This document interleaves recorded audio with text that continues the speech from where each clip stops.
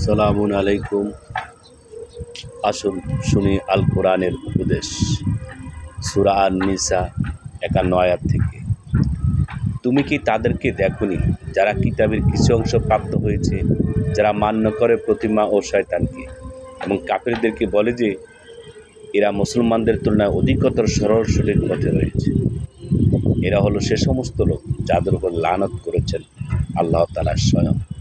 বস্তুত আল্লাহ যার উপর লানত করেন তুমি তার কোনো সাহায্যকারী খুঁজে পাবে না। তাদের কাছে কি রাজ্যের কোনো অংশ আছে? তাহলে যে এরা কাউকে একটি তিল পরিমাণও দেবে না, নাকি যা কিছু আল্লাহ তাদেরকে স্বীয় অনুগ্রহে দান করেছেন সেই বিষয়ের জন্য মানুষকে হিংসা করে। অবশ্যই আমি ইব্রাহিমের বংশধরদেরকে কিতাব ও হিকমত দান করেছিলাম, আর তাদেরকে দান করেছিলাম বিশাল রাজ্য। অতঃপর তাদের কেউ তাকে মান্য করেছে, আবার কেউ তার কাছ থেকে দূরে সরে গেছে। বস্তুত তাদের জন্য দোজখের শিখায়িত আগুনই যথেষ্ট।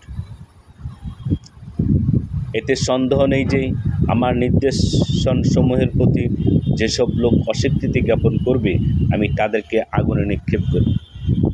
তাদের চামড়াগুলো যখন জলে পড়ে যাবে তখন আবার আমি তা পাল্টে দেব অন্য চামড়া দিয়ে, যাতে তারা আযাব আস্বাদন করতে থাকে। নিশ্চয় আল্লাহ মহাপরাক্রমশালী, হিকমতের অধিকারী। আর যারা ঈমান এনেছে এবং সৎকর্ম করেছে অবশ্য আমি প্রবিষ্ট করাবো তাদেরকে জান্নাতে, যার তলদেশে প্রবাহিত রয়েছে নহরসমূহ। সেখানে তারা থাকবে অনন্তকাল। সেখানে তাদের জন্য থাকবে পরিষ্কার পরিচ্ছন্ন স্ত্রীগণ। তাদেরকে আমি প্রবিষ্ট করব ঘন ছায়ার নিকট।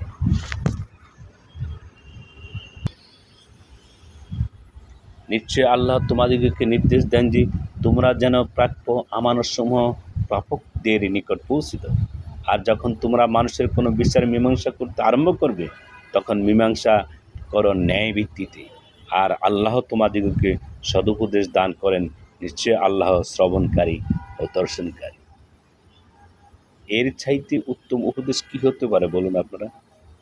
আল্লাহর উপদেশ, হে ঈমানদারগণ, আল্লাহর নির্দেশ মান্য করো, নিশ্চয় মান্য করো রসুলের এবং তোমাদের মধ্যে যারা বিচারক তাদের। তারপর যদি তোমরা কোনো বিষয়ে বিবাদে প্রবৃত্ত হয়ে পড়ো তাহলে তা আল্লাহ ও তার রাসূলের প্রতি প্রত্যাবর্তন করো, যদি তোমরা আল্লাহ ও কিয়ামত দিবসের উপর বিশ্বাসী হয়ে থাকো। আর এটাই কল্যাণকর এবং পরিণতির দিক থেকে উত্তম। আপনি কি তাদেরকে দেখেননি যারা দাবি করে যে আপনার প্রতি অবতীর্ণ হয়েছে আমরা সেই বিষয়ের উপর ঈমান এনেছি এবং আপনার পূর্বে যা অবতীর্ণ হয়েছে?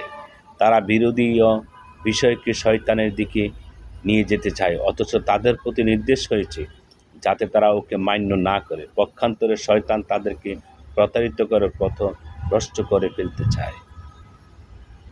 আর যখন আপনি তাদেরকে বলেন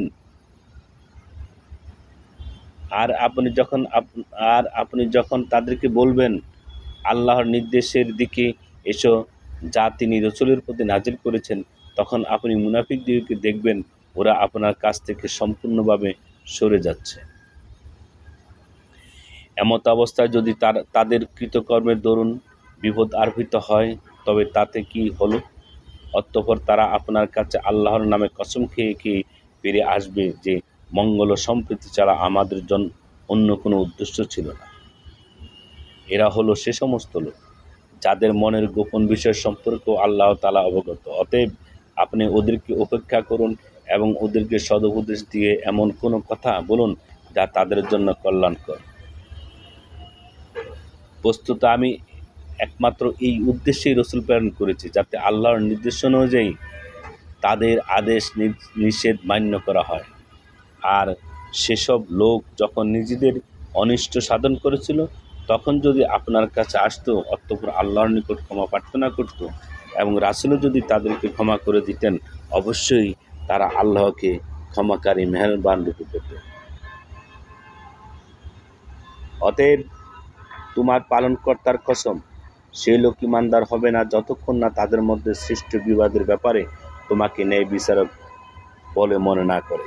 অতঃপর তোমার মীমাংসার ব্যাপারে নিজের মনে কোনো রকম সংকীর্ণতা পাবে না এবং তা পুষ্ট চিত্তে কবুল করে নেবে। আর যদি আমি তাদের নির্দেশ দিতাম যে নিজেদের প্রাণ ধ্বংস করে দাও কিংবা নিজেদের নগরে ছেড়ে ভিড়ে যাও, তবে তারা তা করত না। অবশ্য তাদের মধ্যে অল্প কয়েকজন।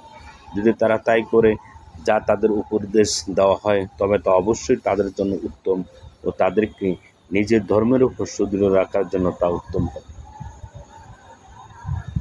আর তখন অবশ্যই আমি তাদেরকে নিজের পক্ষ থেকে মহান সওয়াব দেব আর তাদেরকে সরল পথে পরিচালিত করব।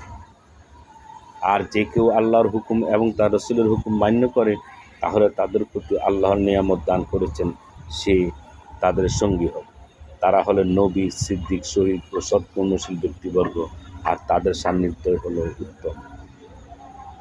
এটা হলো আল্লাহর প্রদত্ত মহত্ব, আর আল্লাহ যথেষ্ট পরিজ্ঞাত।